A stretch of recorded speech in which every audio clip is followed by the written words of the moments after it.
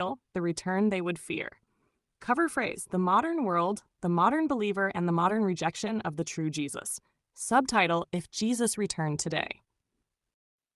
Disclaimer.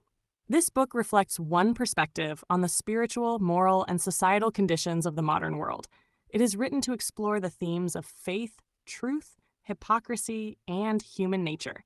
The interpretations and scenarios presented are the author's reflections and are intended for contemplation, inspiration, and discussion.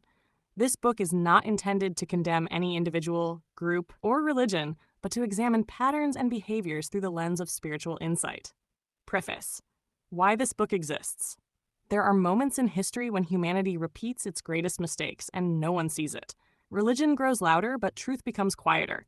Titles grow bigger, but hearts grow smaller.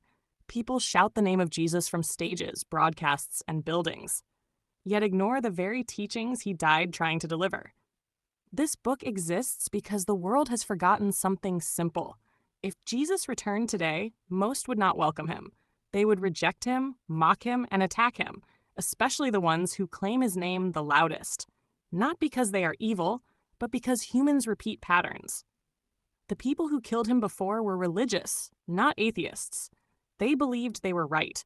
They believed they were defending God. This book is not an attack on faith. It is a mirror. It reveals what we became compared to what he taught. It exposes the difference between following Jesus and following an institution created in his name. If the truth makes you uncomfortable, good. That means it's working. This book is not here to condemn, but to awaken. Introduction. The man they would crucify again. If Jesus walked this earth today, the world would not recognize him, not because he changed, but because we changed what we expect him to be. We shaped him into a brand, a political weapon, a logo, a mascot for institutions' power and judgment. But Jesus never built an institution. He built people. He walked with the rejected, the poor, the broken, the misunderstood, the very people many modern Christians would cross the street to avoid. And here is the great irony. The first ones to try to silence him, condemn him, or destroy him would be the ones who claim Christianity today.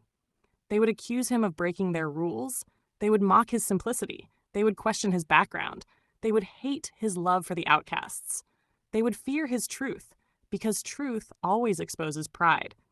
If he preached the same message today that he preached 2,000 years ago, he would be labeled false teacher, demonic, dangerous, not of God, a threat.